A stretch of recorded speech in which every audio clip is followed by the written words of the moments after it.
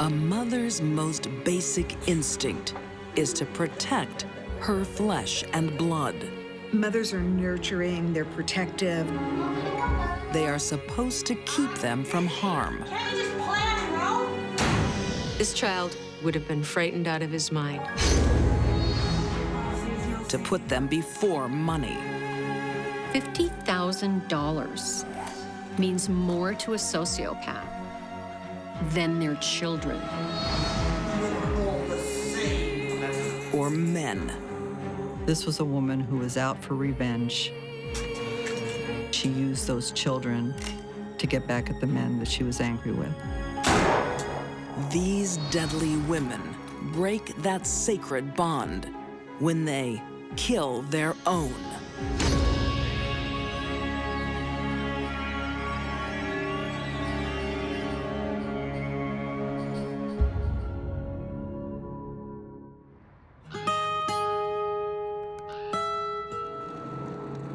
Summer 1996. The peaceful community of Rowlett, near Dallas, Texas, is shattered by an unimaginable crime.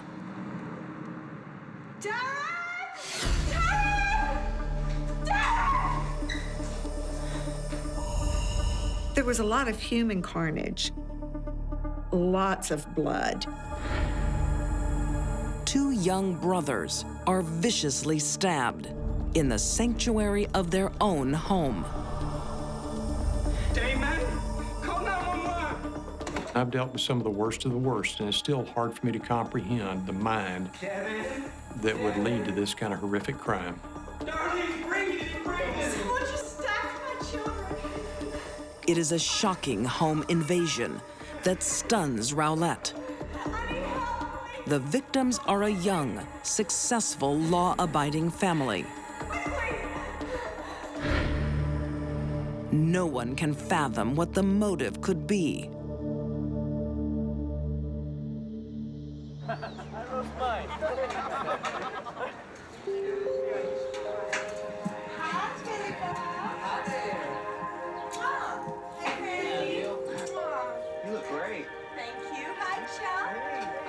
By their mid-20s, teenage sweethearts, Darren and Darlie Routier, are leading enviable lives. We're going to Cancun this weekend. We are going to Cancun. It's going to be fantastic. To the world, she looks like she has everything. She has all the trappings of wealth. She appears to be happy. Seriously? Oh, in some gorgeous little resort. It's not a little resort. It's a five-star hotel. Only the best for me. Oh, of course. You will. Thanks to their profitable computer company, they are rich and enjoy flaunting it. Oh, thank you, baby. You're so good to me. Oh, yeah. Did I forget to mention?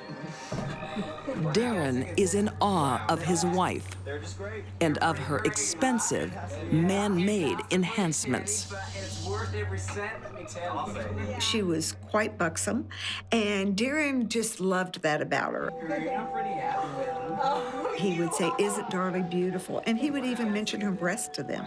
It's great. You look so beautiful. It smacks of me, look at me. It was overdone.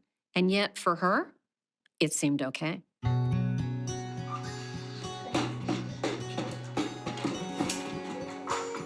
But when the children come along, Darlie can no longer hog the limelight. Damon was 5, Devin was 7. They loved to play, they had friends, they loved going outside. Great kids. Mom, can you come back with us? I'm busy. The birth of their third son, Drake, makes Darlie a full-time, stay-at-home mom. I don't really care what you've done. And she resents it. I'm busy. Can't you just plan on your own? Darren is the caring parent. Darren was, I think, a very involved father. He really, truly loved those two boys. Hello, my little Mr. Spider-Bite. you doing? The more attention Darren gives the boys, the more resentful Darlie becomes. Playing with the toys. Hey, Mom. What's the matter with you? Well, you go and say hello to the boys first. What's the matter with you? I think Darlie had a certain amount of jealousy that Darren paid more attention to the boys than he did to her. All right. I've been stuck here in this house all day with these boys screaming and whining at me. Where's your baby? They're just playing. I'm going to get some ice. Baby, I was working today. What do you want me to do? She always was trying to portray this happy face. I love being a mother. We have the perfect life. When just the opposite was true. There were a lot of problems behind the scenes with them. And then her life gets worse. Darlie, honey, what's this? I don't know. What is it? It's something you bought. It's something we can't afford. You know. The Routiers' business is no longer booming. You just keep spending money like it's water. Well, you know I need nice things. Their lavish lifestyle is slipping away. There was just a lot of strain. The Jaguar was broken. He was having to take her car. She was left alone with the children at home. There was a lot of stress at that time. I just long for the day when you had no obligations. When Darlie looks for someone to blame for her predicament, she doesn't look far. She had some postpartum depression after Drake, the youngest, was born. Postpartum depression is a very, very real thing. And in her mind, which isn't right, the depression is being caused by the babies. Darlie is trying to find a way out. She's trying to find her freedom. How can she achieve that?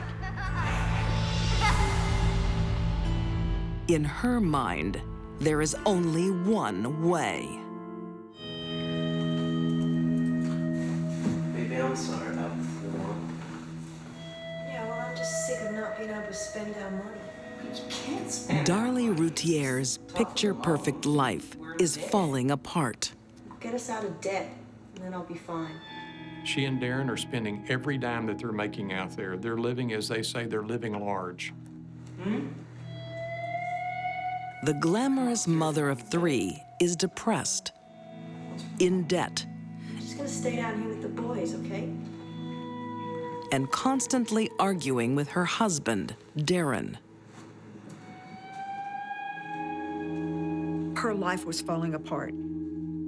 And these stressors all came into play until they finally just exploded that evening.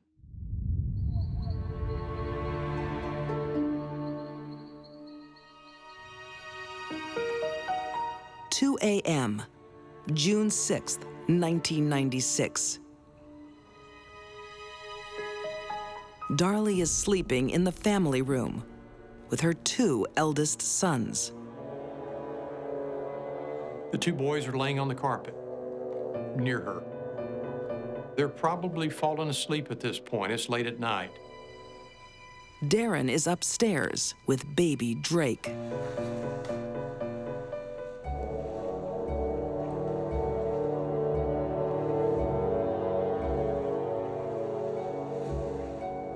She actually gets a knife out of the kitchen. She approaches the boys.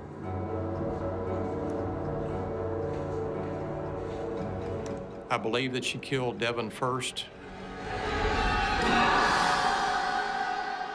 She struck with such a severe force with a knife that the blade went through his body, through the carpet, the pad, and hit the concrete below.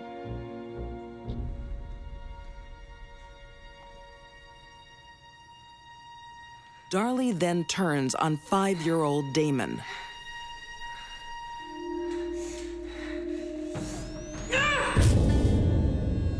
Damon was stabbed near Devin, but he then got up, struggled, and was moving toward, I believe, the staircase. He crawled 15 feet towards the front door where they believed that he was struck again.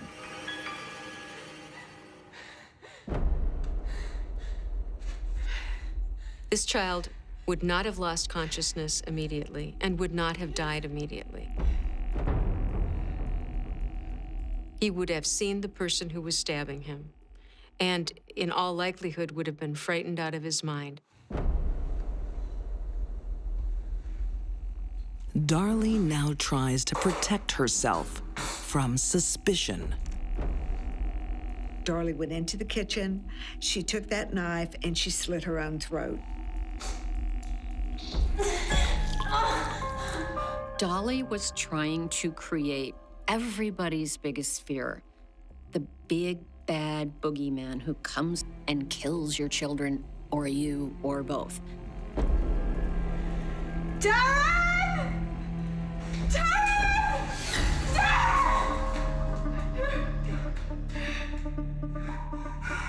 Devin! Devin! Call 911!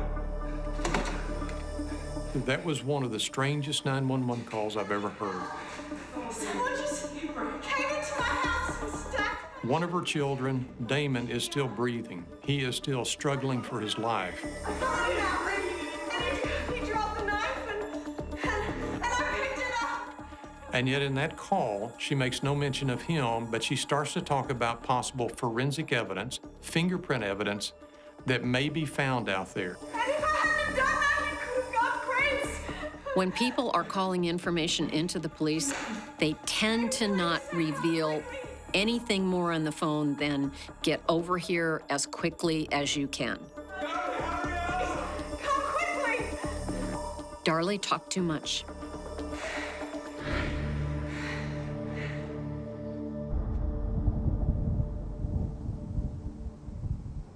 The brutal and senseless murders shock the Rowlett community. So too does the bizarre performance Darlie stages for the media just 1 week after the murders. One of the boys would have turned 7 the following week, and so she decided to have a birthday party at the cemetery where the boys were buried. How could a mother, a week after the murders themselves, how could she be out there smiling, laughing, and shooting silly string? She was dressed inappropriately, and yet, for her, that was okay. It makes it kind of easy to understand, perhaps, why she killed her children.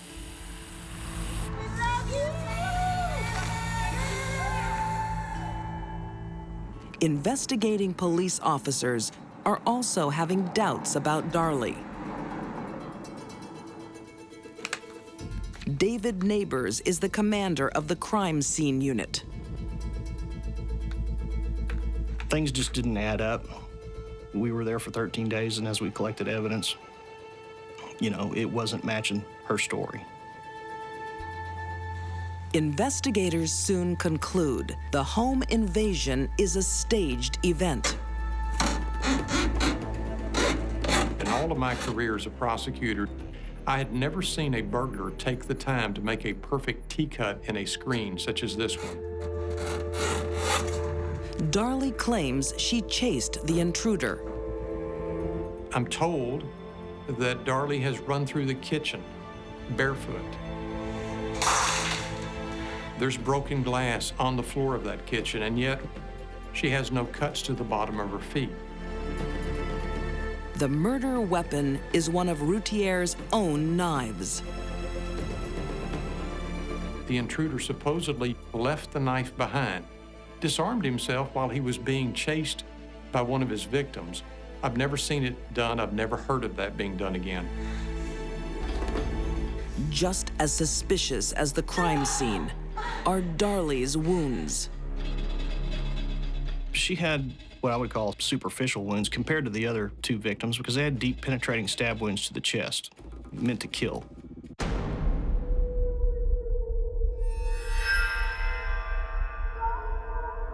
Darlie Routier is arrested. and charged with the murder of her 2 children. Darren refuses to believe she did it. Her husband was there for her. He testified at trial, and he continued to support her throughout this. Darlie is found guilty of 2 counts of capital murder. The jury sends her one last message when they hand down their verdict. The jury had placed the pictures of those 2 boys in such a position that Darlie Routier had to sit there and look at the 2 boys' pictures as that verdict was announced. Darlie lives on death row, awaiting her execution. How can you wake up one day and kill both your kids? I don't know how you can do that. But some way she reasoned that she could. Our society tends to think having children and raising children is it. But it isn't for everybody. And it wasn't for Darlie.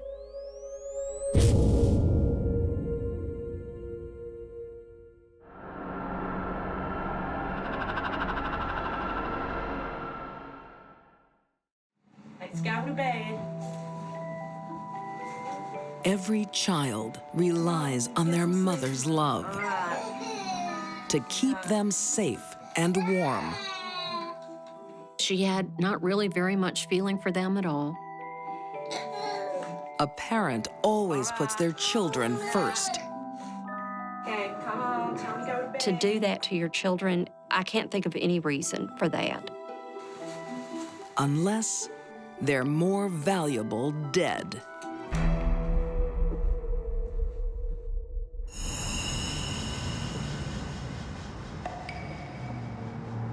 Houston, Texas, in 1987. An all too common scene plays out. Where the hell you been? You're out late. Get lost. I don't Young care. parents with 2 young children Don't care about me. What about your kid? struggling with life and each other. Frances had no breaks in life.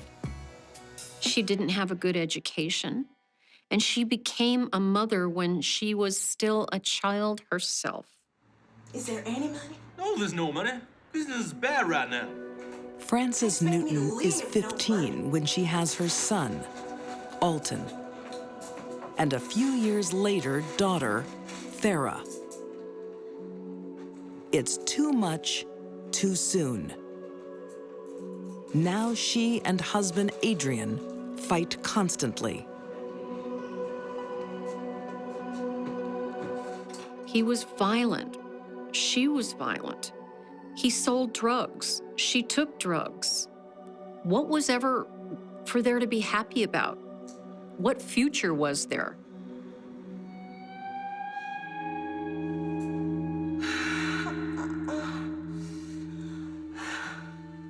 Frances soon finds something to be happy about.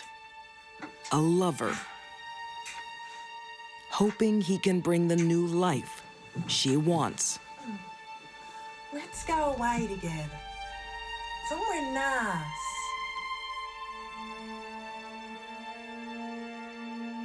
Pretty soon she moves in with him, leaving her children with her estranged husband. The couple is heading for a divorce. And Frances tells family she's scared of her husband, Adrian. She confides in her cousin. Hey, girls. Hey, Frances. Hey. What's happening, girl? Oh, well, Adrian and I, we've been fighting a lot lately. I don't want there to be trouble. I don't want another fight. She stayed there just a short period of time, Thanks, girl. and then she asked her cousin to go back to the apartment with her. Can you come home with me? Sure, girl. All right, bye. Bye. The children were at the apartment with her husband at the time. On April 7th, 1987, the girls are in for a shock.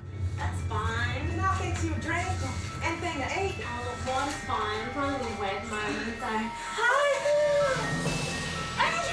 Francis? What happened to Her husband was shot while he was asleep on the couch because his body was found on the couch lying face up, indicating that there had not been any struggle.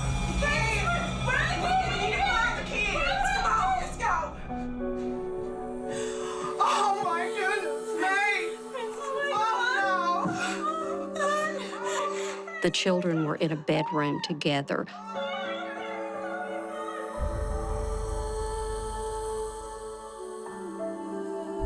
Both of the children were asleep and they both were shot. It's a nightmare. You're talking about a baby's clothing that was covered in blood, and the little boy's clothing was covered in blood, and it was just really something that was heartbreaking. Has Frances's violent husband killed her children? And then himself? Or has an intruder wiped out her family? The truth is far stranger.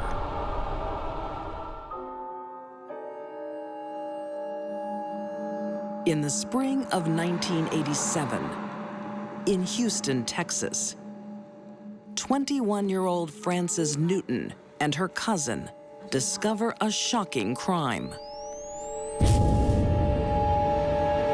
Murder-suicide? Intruder? Or something else? The cousin informed the police that Frances had been acting oddly. Before she went back to the apartment, she was telling them, you know, you just never know when you might not see a loved one again. You know, you should never leave your family without letting them know you love them. That's it, girl. You have to tell them. Amen. I mean, you just never know when you might see your loved one again. Frances does something else odd. See, I saw her put this back.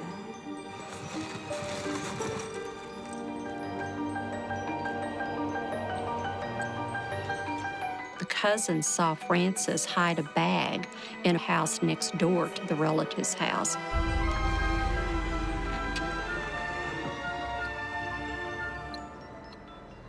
And there is something nobody knows.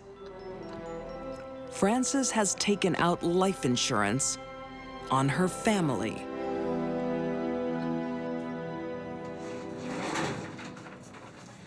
Hi. These are the insurance policies y'all sent out. They're all done. She took one out for herself and one out for her daughter, who was less than 2 years old, and one out for her husband. You got them all?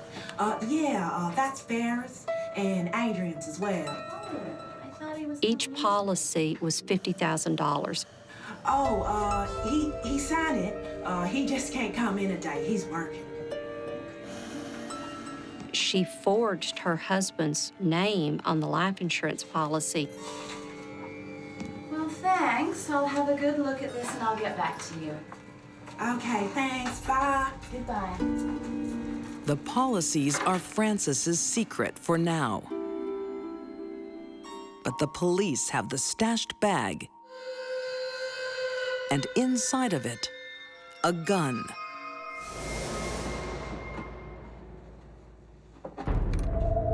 Ballistics testing showed that the bullet from each body was fired from the gun that Frances hid next door to the relative's house, the same gun that had been taken from her boyfriend's apartment. It doesn't take long to piece together the real story.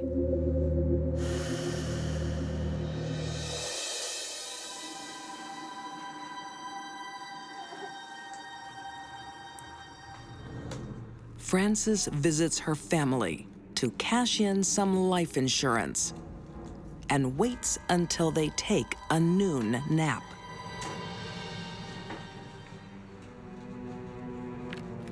She lacked education in every area of her life. And so $50,000 was like a treasure chest of gold coins. Like the pirates in the movies, it was everything. With every shot, Frances thinks she's scoring another 50 grand.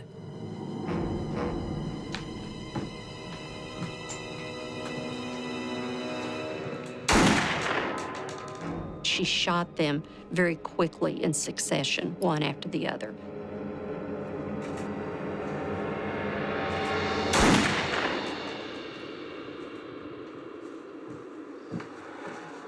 She thought killing them would bring her the money she wanted, followed by the life she wanted.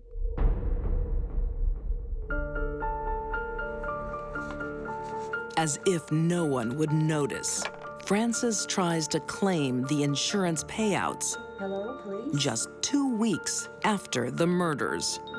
A lot of people who do have insurance policies on their children don't want to cash them in. Not Frances. Yeah. I've been reading about A this. company representative calls police. Yeah, and I have this woman named Frances. Yes, Frances Newton. She came in. Frances Newton's escape from the everyday pressures of a young family comes to an abrupt end. There was just really overwhelming evidence because of the murder weapon, because of her hiding it belonging to her boyfriend, the insurance policies. I mean, you really could not get much stronger evidence than that. Frances Newton is found guilty of capital murder and sentenced to death. She spends 19 years on death row and manages to keep her true crime secret from cellmates. It was smart for Frances to keep her mouth shut and never admit that she killed her own children, or one of the other death row inmates might have killed her. In the end, the state of Texas kills Frances by lethal injection in September 2005. I think Frances was capable of further murders. If they crossed that line to kill their baby and their young child for really no reason other than money, if you cross that line, no telling what other lines you're capable of crossing.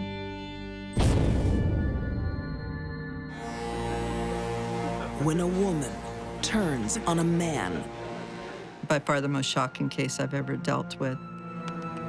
the consequences can be unpredictable. She did the worst possible thing she could do.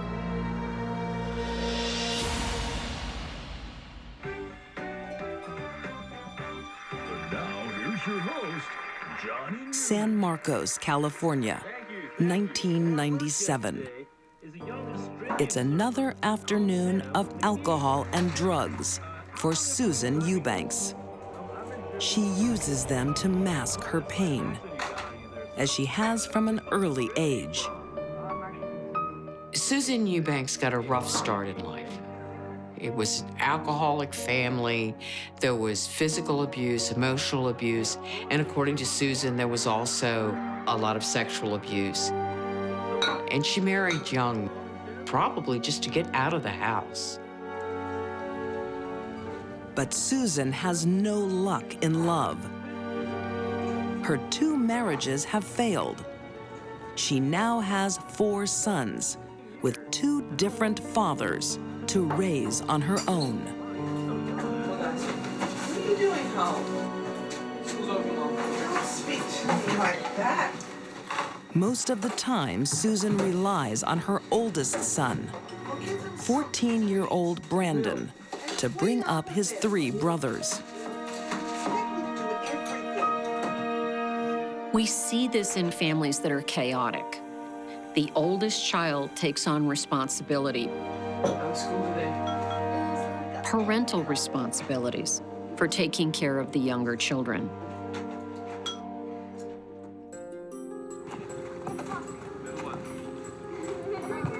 In the fall of 1997, Susan has a new boyfriend, Renee.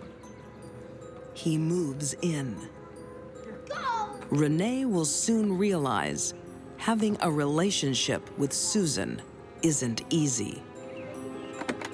She had to have a man in her life. She was unemployed, she needed income, and she needed someone to help her raise her 4 boys. One Sunday, Susan wants to go out drinking. The bar. You said we were going to the park. We need some alone time. Get over it. She leaves her 4 young children and their cousin, who's visiting, home alone. Susan believed the opposite of what most mothers believe. Susan thought her children were here for her, not that she was here for them. It's still early on in Susan and Renee's relationship.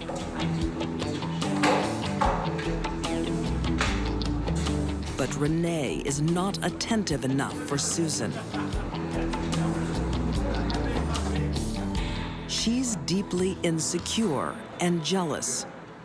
She senses he has wandering eyes. Susan is not prepared to be disappointed again. Her sister had talked to her, and she had indicated that she was very anti-male that day. You over there whoring with another woman, and I'm right here. I'm just being friendly. I can't trust you. Okay, all right, you know, that's enough. When Renee tells her he wants out, Susan loses it. Yeah, well, let's see how full I am. They left the bar and went home, and the fight continued. You are not leaving me. You are not leaving me. I'll make everybody pay. You're not leaving me. It was loud, it was physical. Psycho! Done it. You're not leaving me. Renee wanted out of the relationship, and Susan was not going to let that happen. That is, you can't take this. You can't leave me. To keep Renee from leaving, Susan makes an unimaginable threat. I'll hurt myself. So stop making stupid threats, Susan. Yeah? I'll hurt the kids. I brought them into this world. I can take them out. Don't talk like that, okay? Renee doesn't take her seriously and tries to calm this wild woman, the only way he knows how.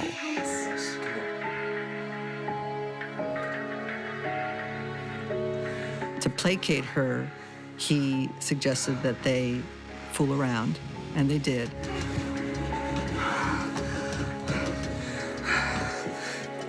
When she was still in the bedroom, he found an opportunity to leave and call the police to ask them to help him remove his property from the residence, because I guess he expected there would be a scene.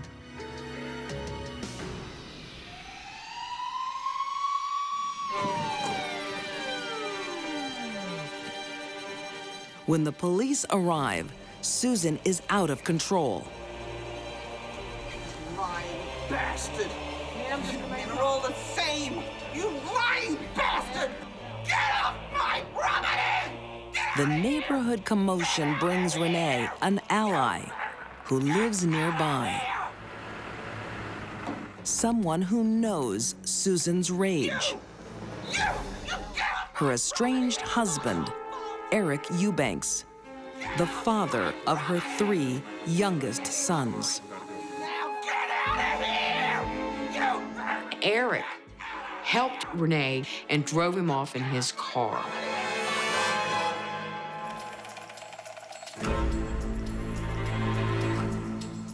Renee's rejection is bad enough, but now a perceived conspiracy between the 2 men sends Susan over the edge. Susan was just whirling into total violence and deliberation and premeditation. Susan plans her revenge.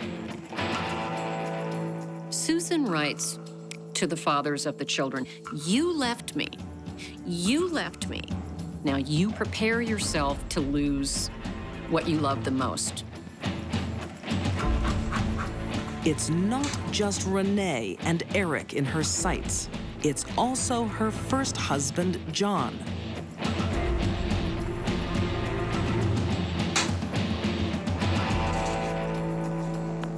It was just basically the ultimate betrayal. Innocent lives are about to be caught in the crossfire. It was just pure evil. Susan Eubanks is white hot with rage when her boyfriend walks out. It fuels her anger towards all men. She has already 2 failed marriages and is left with 4 sons. Eric Eubanks, her estranged husband, had received a page that said, "Say goodbye." He had a restraining order against him. So he called the police and asked them to go and check on the welfare of his children. It's urgent. It's an emergency. Something's happening. But it will be too late.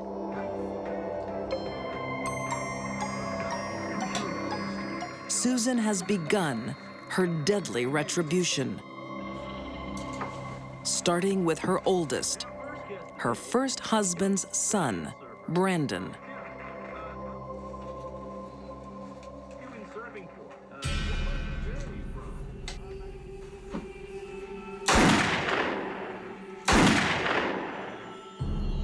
She would have had to kill him first because he could have easily overpowered her, and he would have done anything to protect his brothers. Susan moves on to her second husband's 3 sons. You stay there. Just stay put. The 3 remaining children were probably terrified out of their mind. Stay put. Austin was on the top bunk. One hit him between the bridge of the nose and the eye. There were other bullets that went through the window. We think that he was probably dodging the bullets when his mother was pointing the gun at him.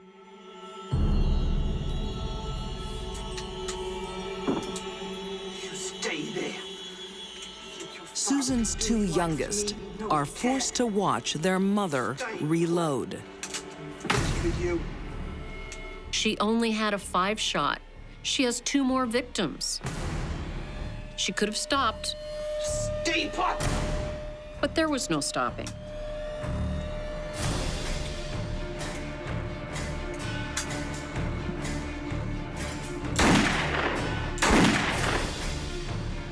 Brigham was shot once on the right side by the ear and then on the back of the head. There was a muzzle imprint, so she put the gun right up to his head.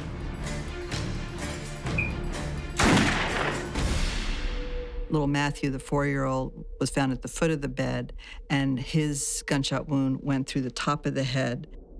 He must have been in a fetal position. Susan murdered her sons in the same order that they came into her life. Only 1 child is spared. Susan's visiting nephew. The fact that Susan did not kill her nephew, I believe, proves what her motive was all along: to break the heart and destroy the life of the fathers of those children. She had no beef with the father of the little boy that survived.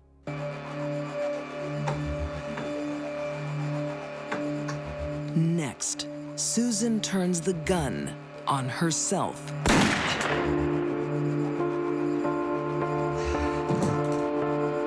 But she doesn't plan to die. Susan shot herself in the stomach, then called 911. Help! What she claimed to police was it was a murder-suicide. Help! Her sons couldn't live without her, and she couldn't live. So she had to kill them and then kill herself. Where are the children? Susan's playing the sympathy card. If she really wanted to commit suicide, that bullet would have gone in her head, not in her stomach. She wanted to look their fathers in the eye so she could say to them, I took the most important thing away from you. How does it feel? Susan Eubanks' plea for sympathy falls on deaf ears. In September 1999, she's sentenced to death and is currently awaiting execution in Central California Women's Facility.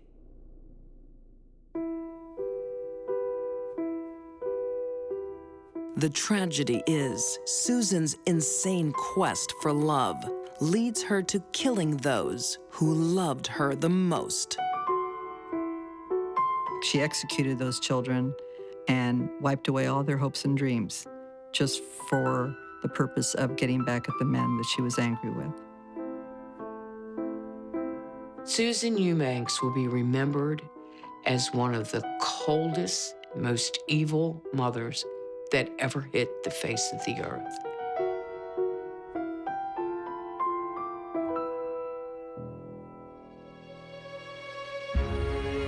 These deadly women broke the most sacred of bonds.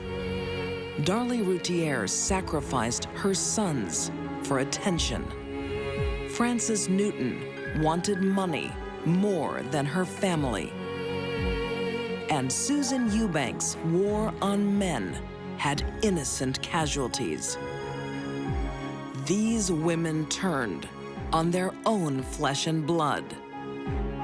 They were prepared to kill their own.